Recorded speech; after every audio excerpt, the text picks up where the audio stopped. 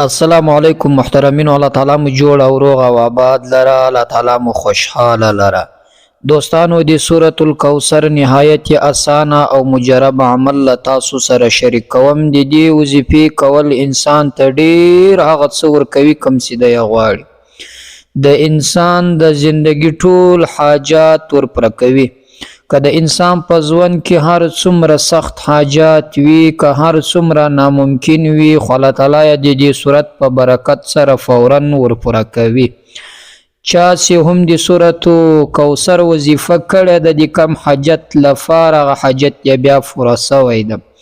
چا چې د سورۃ الکوثر وظیفه کړې ده، له هغه نه بعد چې کومه دعا کړې ده، فورا یې الله تعالی دعا قبوله کړې ده. الله تعالی جل جلاله یې تقدیر بدل کړی، قسمت یې بدل کړی او د تقدیر هغه څه یې ورکړي کوم چې ده غوښتلو. محترمینو، الله پاک جل جلاله هغه څه درکوي کوم چې تاسو یې غواړئ. دوستانو، خویندو او ورونو، دا وظیفه هر څوک کولی شي، ډیره اسانه ده او مجربه ده او ازمویل سوې ده. د دې وظیفې د دې صورت په برکت سره به ستاسو د زندگی ټول حاجات الله تعالی درپوره کړي. دا صورت مبارک د نبی علیه السلام د تسلیت لپاره را نازل سوی ده. کله چې هم مشرکانو نبی علیه السلام ډیر تنگ کوي او ډیر یې پریشان کوي، او دا به ورته ویل چې تو خو ابتر یې، العیاذ بالله. ابتر دې ته وایي چې اولاد نه لري یا اولاد نه پای مړ کیږي. خو الله تعالی جل جلاله د تسلیت لپاره دا صورت مبارک را نازل کړي، له دې ټولو پریشانیو څخه نبی علیه السلام خلاص کړي او د کفارو له هغه شر څخه هم نبی علیه السلام په امان کې وساتي. محترمینو، د نبی علیه السلام څلور زامن و، دا ټول په کوچنیوالي وفات سوي دي، ځکه چې الله تعالی جل جلاله له نبی علیه السلام سره دا وعده کړې وه چې له تا نه بعد به زه هیڅ کله رسول نبی نه رالیږم او آخرین نبی به ته یې. نو که چیرې هم د نبی علیه السلام زامن د ده له مرګه بعد پاته سوي وای، یعنې غټ سوي وای، نو خو هغه به د ده پر مسله باندې کېناستل، یعنې د پلار میراث خو زوی ته پاته کېږي، بیا هغه وظیفه هغه رتبه دی پر مخ باندې وړي. لکه نور نبیان چې به وفات سو، پر ځای بیا زوی پاته سو، بیا به هغه وراثت هغه نبوت هغه ته پاته سو. خو له نبی علیه السلام سره الله تعالی وعده کړې وه چې له تا نه بعد نبی نه پیدا کوم. نو ځکه یې هم علما لیکي چې د ده زامن په کوچنیوالي وفات کېدل، ځکه چې الله تعالی له ده سره وعده کړې وه چې له تا بعد نبی نه راځي. نو که چیرې هم د ده زامن غټان سوي وای، بیا به د نبی علیه السلام له بعد به بیا هغه نبیان ون. خو الله تعالی له ده سره دا وعده کړې وه چې له تا نه بعد به نبی د آخرت تر ورځې پورې نه راځي. نو بیا کله هم د نبی علیه السلام زامن چې په دې وجه وفات کېدل، نو بیا به د ابتر ورته ویل. بیا الله تعالی د نبی علیه السلام د تسلیت لپاره دا صورت مبارک را نازل کړي. دوستانو، کله چې هم تاسو له چا څخه د شر څخه د امان غوښتنه کوئ، غواړئ د چا له شر څخه په امن سئ، دغه صورت مبارک هم ډیر مجرب عمل ده. د دې په برکت سره د انسان له شر څخه الله تعالی د ساتي. ستاسو کور، ستاسو کورنۍ، ستاسو اولاد، الله تعالی جل جلاله د دې وظیفه چې څوک کوي، د هغه په برکت سره د ټولو شر له افاتو څخه الله تعالی ساتي. له هر قسم ته شر څخه، تاوان څخه. که د انسان په کاروبار کې تاوان راځي، که د انسان په کورنۍ کې تاوان راځي، یعنې هغه مشکلات چې جګړې بې اتفاقي ده، یا د انسان په اولاد کې تاوان راځي، هغه اولاد چې مثلا بېلارې کېږي، ځکه چې دا دنیا کې خو بیا په دې اوس دور کې هر سړی مثلا ډیر داسې دښمنان دی الله تعالی سته چې هغه بل مسلمان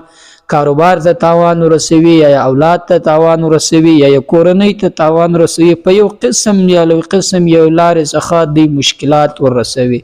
د دې ټولو د دفع کولو لپاره دوستانو د دې سورۃ الکوثر په وظیفه سره دا ټول مشکلات تاسو د پاکولای شي لکه څنګه چې نبی علیه الصلاۃ والسلام الله تعالی له دې ټول مشکلات خلاص کړي او الله پاک جل جلاله د تسلیت لپاره دا سورۃ را نازل کړي دا چې تاسو ټول د مشکلات الله تعالی خلاص کړي که انسان یو داسې سخت حاجت مثلا لري یو داسې حاجت چې غواړي چې هغه الله تعالی رافره کړي هغه کس د پزړه کې هر حاجت وي هم کولای شي د دې صورت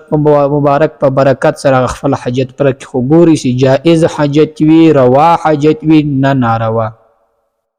یو انسان غواړي چې کاروبار کې بار بار نقصانونه له توانو سره مخ کیږي نو دی غواړي چې له هغه نقصاناتو څخه بچ شي او دی غواړي چې الله تعالی په کاروبار کې یو دم د داسې ترقی ورکي پر مخ باندې یبوزي کاروبار یې دومره غټ شي چې د فکر او سوچ هم نه وي هغه طرف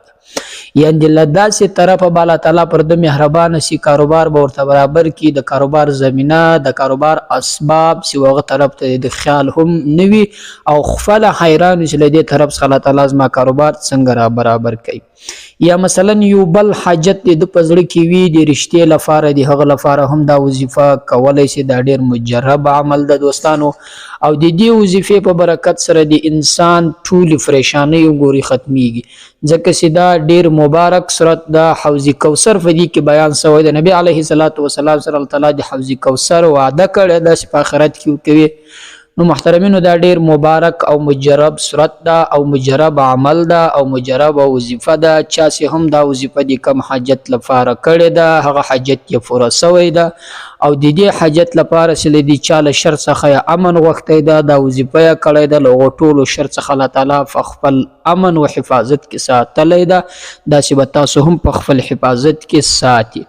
محترمینو دا داسې وظیفه دا وخت نه لري کې په هر وخت کې کولای شي نارینه زنانه هر څوک کې کولای شي مجرب عمل دا هر څوک دا وظیفه کولای شي نو راځي زه د وظیفې پر طرف باندې دوستانو وظیفه در سره شریک کوم نه نور ملګرو سره هم ضرور شریک کړئ محترمینو دا وظیفه دا چې د دې وظیفې وخت مثلا چې سهار لمر وختي یعنی سهار چې تاسو لمونځ وکئ لدې لمانځه نه بعد بیا نیولې چې ماخستن تاسو بيدیږي په دې دوران کې په یو مخصوص په یو خاص ځای کې ورته کینی یا مثلا په یو داسې ځای کې یاس موټر کې یوازې سفر کوي هم ویلای شي